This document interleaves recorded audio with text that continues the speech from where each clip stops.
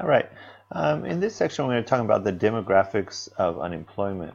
And so when we're talking about the demographics of unemployment, we're talking about, well, comparing the unemployment rate for different groups. And so the first group we're going to start with is comparing for men and women. Okay. So we can divide it. So we can divide it around 1980. Okay, so around 1980. So because before 1980, there's a different pattern, right? So before 1980, we can see, well, it seems like, so the blue line is men and the red line is women. And it seems like before 1980, the unemployment rates were higher for women. And they were pretty consistently higher. There's a few periods where they get about the same and a couple where the men spike over. But for the basic part, they tend to be higher. So some of this seems probably related to discrimination. This was the time when many women were entering into the labor force for the first time. And so to some extent, the companies might have treated the men's jobs a little more seriously and thought of them as this kind of old-fashioned idea of the so-called breadwinner. And so when a recession came, they might have been more likely to lay off women. Also, if women are receiving discrimination in hiring, it'll make it harder for them to find jobs, etc. So this would lead to longer periods of unemployment. So before 1980, there's this clear pattern. Now, after 1980, it kind of changes. During the time when the economy is expanding, so like say here and here, they're basically indistinguishable. So there's not really any difference between the two of them during these good economic times. And then during recessions, the pattern has reversed. So now during recessions, men's is going higher. So this we can kind of summarize this. So we can summarize this in two ways. So now they're similar during good times, and the men's are higher. The men's U rate is higher during recession. Now, why is this? So the basic reason, so it's nothing like, oh, now the companies have changed and now they're discriminating against men during recessions, etc. It seems to mostly have to do with the difference in the type of jobs people are doing. So there's certain fields which are very cyclical. So they go up really big during the economic expansion, and they tend to be the fields that sort of crash during the recessions. And if you remember back to the GDP time, then you can kind of remember about this. So two of the things that tend to change a lot, one of them was in the consumer items, the durable goods tend to be the fluctuate the most. So this is things like cars and appliances and other kinds of large manufactured goods. They fluctuate the most because they're things people can wait on. So during a recession, you might decide to wait and not buy it. So the demand for these things tends to fluctuate a lot. Also, the other one was housing. So the housing tends to fluctuate a lot. During recessions, it tends to slow way down. So men are much more likely to be working in construction or things related to construction. And then the third one is the financial markets. So this seems to be related to men working more likely to work in manufacturing, construction, and finance. That seems to be the main reason why this is the case. But this has been interesting. So this also means in a lot of married couples during these recent recessions, it was kind of more likely, is assuming it was a couple that they were both working before the recession, it was actually slightly more likely that the husband was going to lose the job than the wife. So that's kind of an interesting phenomenon. Okay, let's continue on to some other groups. So this shows unemployment by race or ethnicity. And we can also see that there is a clear pattern. So this goes back to 1975. And it's very clear that the unemployment rate for Black and Hispanic workers is higher than for white workers. And it is higher in all periods. Now, let's go ahead and remind ourselves of something. The unemployment means you are actively looking for a job. You're actively looking for a job, but you can't find one, right? So it's higher during all the periods. Now it kind of gets a little bit narrower. The gap gets a little bit narrow once we get towards the 2000s, but the pattern is still very, very consistent. And so in a sense, it's actually as if, especially if you compare Black workers to white workers, is as if we're talking about two totally different economies. So if you are a black worker, the unemployment rate in your community is similar to the peak, beyond the peak of the worst financial crisis we've had, even during the best of times. It's a very not very strong economy, right? For you, if you look at this as a separate community, and for white workers, even during the worst of the worst, the actual economy is not so bad, right?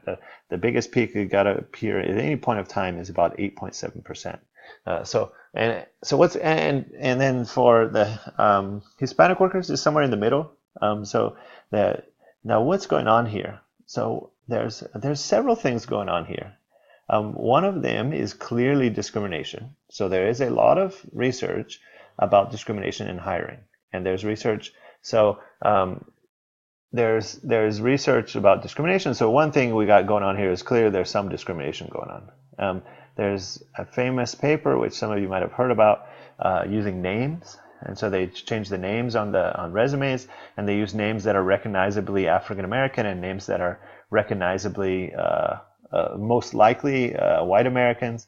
They use these to apply to a bunch of jobs in Chicago and Boston, and they find a clear difference in the response. They get about the African American names get about half as many, or I think it was about close to 50% less responses than the ones with white names. There's also other research showing discrimination in hiring for Hispanics as well. So there's definitely discrimination going on. There's also a second thing, and there are differences in the average education level of these different groups. So, and we're going to see in just a second, the higher levels of education have much lower level of unemployment. So some of this would be an overlap with that. There might be an overlap with that. There could possibly be some regional differences if certain groups are more likely to be living in an area that has higher unemployment than others, and it's sort of independent. But definitely discrimination is going on here.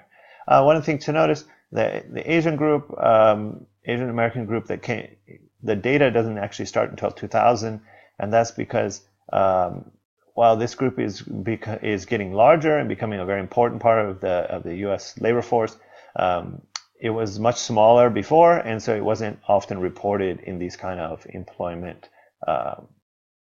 statistics. Okay, so let's move on. If you're really interested in these kind of topics, you might want to consider taking economics of race and gender in the future, where we won't just touch on them briefly, we would actually go deep into these things. Okay, next one, unemployment rate and earnings by education. So this is good news for you.